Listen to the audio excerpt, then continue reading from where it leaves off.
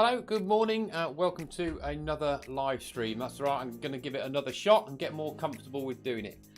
So today, don't expect too much, to be honest. I'm not really selling it to you, am I? I'm just setting up for the day. What I might do actually is answer a couple of questions. So people message me from time to time on email, on my website or via LinkedIn. So I might take a couple of those questions and just run through them. Let's see how it goes.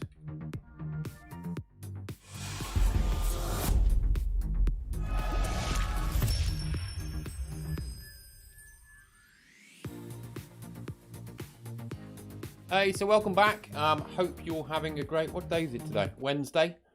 Getting ready for knowledge. That's happening next week. If you go in, drop something in. Perhaps I can have a chat with a couple of you while I'm sorting out the stuff for the day.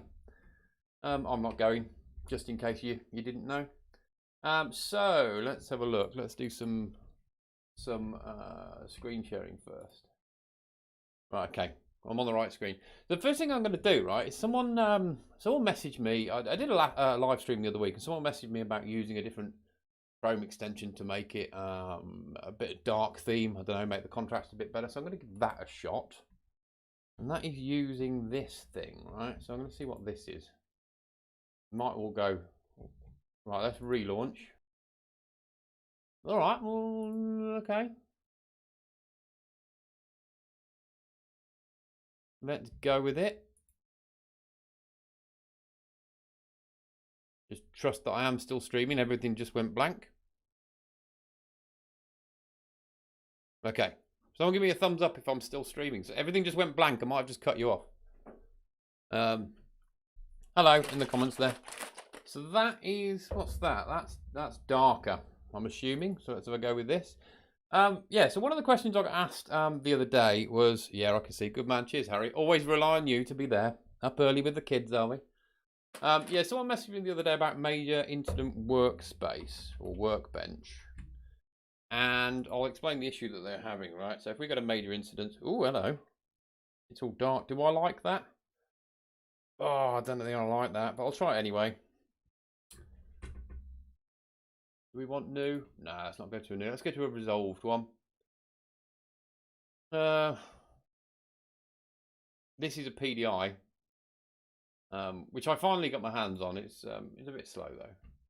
Here we go. Right, okay. View workbench. Oh, I don't really like this dark theme. This isn't sticking around. I'm not a dark theme fan, although I've got dark theme on Teams now. Right, okay. So we've got view workbench. Oh, it keeps coming up. YouTube is not receiving enough video to maintain smooth streaming. Well, I'm just going to go with it, and if it doesn't, then whatever. I've already resigned myself to the fact that I've got to get fiber in, haven't I? Because the upload speed's not great.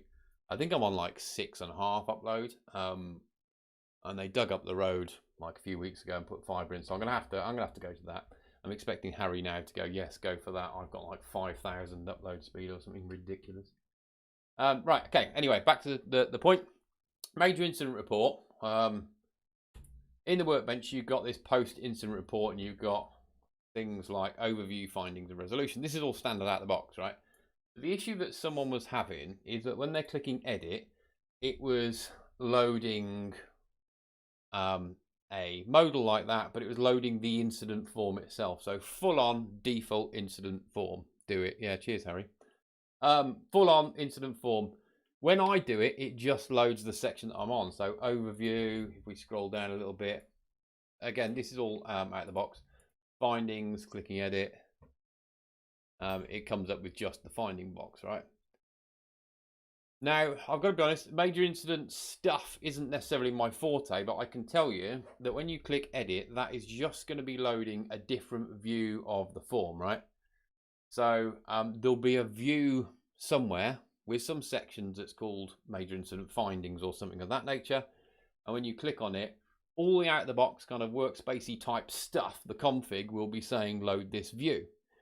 So my assumption, if that view isn't loading, is that it's probably not finding that specific view. The camera's over there. It's not finding that specific view, so it's going to load default. So I would assume that is the default view that is loading, right? And you can validate that pretty simply.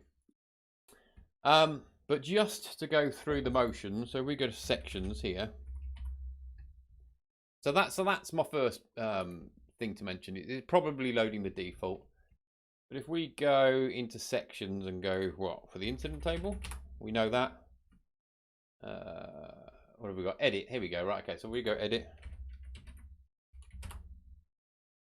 There we go. Right, major workbench edit overview. That's the view I was looking at, or timeline, or resolution notes, yada, yada, yada. So if I open up that in a new tab, this is my breakfast, by the way, excuse me. The other thing to check is that all these are untouched. If you open up this view, this is the name here. So again, this is just me making assumptions because I'm not going to go fully into it. If someone's changed that name, or if someone's changed this view, it's going to try and find this name and go, hang on, I can't find it, therefore I'm going to load default.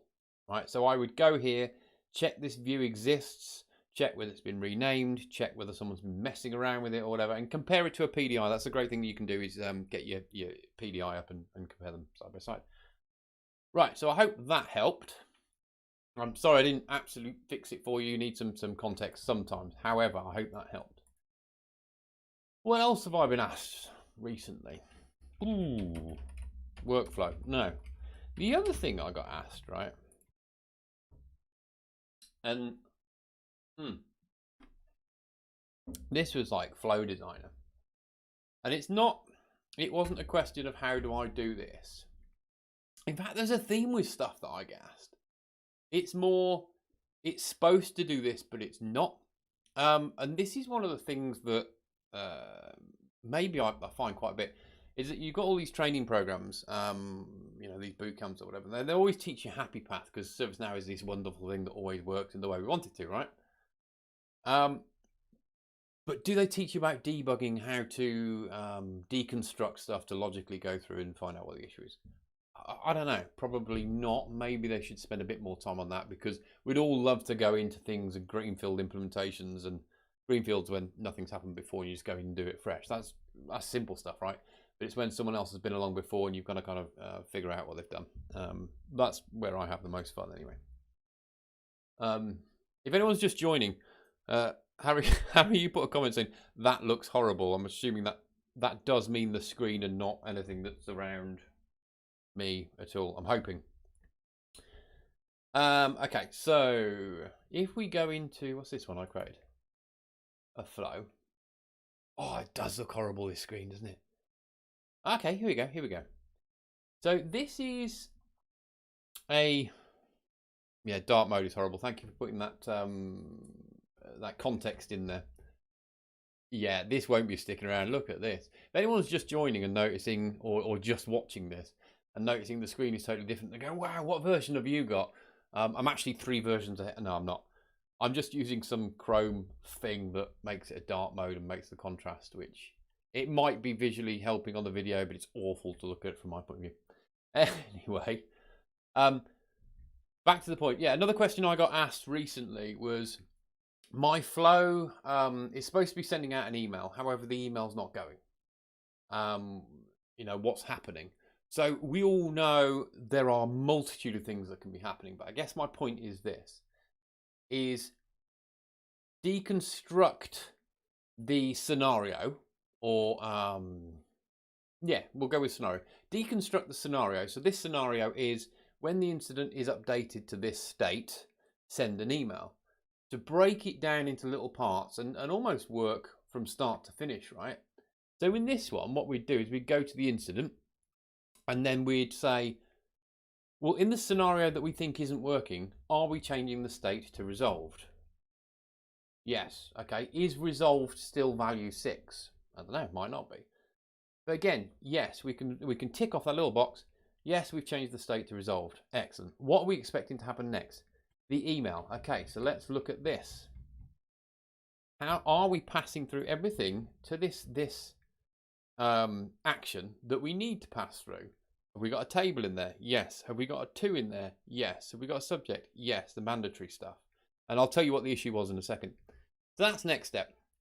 Then we can go on to look at, say, well, the person, now we know these little bits, Is that a valid record? Well, we know it is because we're getting it from the trigger, but maybe you want to unselect it and reselect it again, perhaps. Maybe I might do that. And go trigger record. Okay. Then we put the table back in. But then we look at the to field, right? So we're saying the email's not sending. So we then go and look at the person that's in the to field. In our scenario that we're using, let's go and look at that incident. Let's look at the caller, the user, the requested for, whatever it's sending to. Go down, have they got a valid email address? Is it set on their user profile to be sending to them? Perhaps it's not. If we're expecting emails to land in an outbox, have we set up ServiceNow, the instance that we're in, to send out emails to that account? So we break things down into little chunks, right? Because it can get overwhelming looking at it, go, oh, it's not working, and we all run around kind of with our hair on fire. That's the PM thing to do. But we run around, hair on fire, going, oh, it doesn't work. But break it down into chunks. So the issue actually transpired to be, hang on, another drink. The issue transpired, I've just realised, if I do that, you can actually see me talking, which is probably a bit more entertaining than just looking at the screen. That's all right, I'm still getting used to it. But the issue transpired to be that somehow, when they put this send email action into the flow, the table was not there, nor the target record. And we worked that out. We were able to work backwards. So if you ever go into Flow Design and look at executions, let's have a look. Here we go. You can step through and see what's expected on the right hand side and what the runtime value is. So straight away, when I went through it with them, we looked at it and we saw there was no table. That was blank, which tells me straight away, you're not passing any values into there. And to be honest, Flow Design, you can get in that kind of pickle sometimes, I've noticed. When you do something on an action and you save it and you don't go back several times and save it again and again for some strange reason, when they fix the bug now, it can sometimes wipe values out. So just be careful of that. But that's the issue that I went through and we were able to solve today. I'm actually really annoyed that I haven't had my camera on the whole thing. You would have seen some great stuff. Harry, you should have let me know. You're the one that's commenting on there, and AM. You could have at least said stick your camera on. Oh well, we're getting used to it. It's all new. The other thing to talk about, just conscious it's 10 to 9, right? I've been waffling a bit too much and you've just been watching the screen. The other thing to mention, there we go, that's better. The other thing to mention, what's on my plan for today, we have, if you haven't noticed or haven't seen any of the LinkedIn stuff that I've been doing or posts I've been putting out, the intention is that James and I, we host the Service Ducks podcast, and if you haven't followed that, go to Spotify or your other podcasty type thing and do it from there, or check out service-ducks.com and it'll take you there anyway. But the plan is next week we've got knowledge, right? It's like Willy Wonka's golden ticket. So we're not going, but we've asked for some people, a couple of people, a person, to be stationed over in knowledge, and we can do a podcast with them, hopefully live stream. The intention is, hopefully, from my point of view, I'm hopefully coming across as not a completely formal person. So we're going to do it informal, a bit more of a chat, a bit more lighthearted, and we want to know what's going on. So I get major FOMO with these things, so I want to know what's going on. I want to know what swags happen, what swag they've got. I want to know who they've met. Have they got a selfie with Chuck yet? I want to know all that kind of stuff. So that's the plan for next week. I think we're probably going to do it Tuesday, but today is the day that we're going to finalise those times and dates and the people that are going to do it with us. I say people, there's a clue there. Might not just be one. Ooh, who's it going to be? And also, today is Wednesday, so we should be putting out our podcast. James and I should be releasing that at 2 o'clock today, UK time. Is that going to happen? Probably not. We've been quite busy. I think the plan is we're going to try and just... he doesn't know it yet because he wakes up later than I am. But the plan I think for today is we're going to try and record the podcast live at lunchtime. So that'll be like 12 UK time. And when I say live, we're probably going to stream it on here again and just see how it goes, because I'm using OBS at the minute streaming. But when James and I do the podcast, we use something called Riverside. And it's a web-based product. It's pretty good. But as I've already mentioned before, my... oh, is it Chuck? No, it's not Chuck, Harry. But yeah, I've said before, my internet speed, as Harry quite rightly pointed out, is pretty rubbish. My laptop is... I don't know. I think it's quite good. I've got to like my laptop. I have a special relationship with it, but I think I need to upgrade. So anyway, the point is we're going to try this Riverside streaming when James comes online. I think we'll try that at lunch. Topics. So what tends to happen when we do a podcast? I usually surprise him with a topic, or he surprises me, and we just have a chat, right? If anyone is watching, you're probably not, and you've all got bored and getting ready for work. Any ideas around topics, chuck them in now, and we'll perhaps bring them up. So this is topics for the podcast. But the one I'm thinking about today is about Agile, right? So we all get trained in ServiceNow, techie stuff, and we all have, I don't know, seniors or mentors or whatever you want to call them, to help us out on the techie stuff. But when we're delivering projects, do we, Agile, but do we as techie people need to understand Agile a bit more? Has it still got a place at the table? The delivery methodology from ServiceNow would suggest so, as Harry says, Wagile or Watergile, perhaps you might have heard it called. And we deliver in sprints. So should us as techies understand Agile a bit more? And I guess what can partners and us as individuals do to help that, right?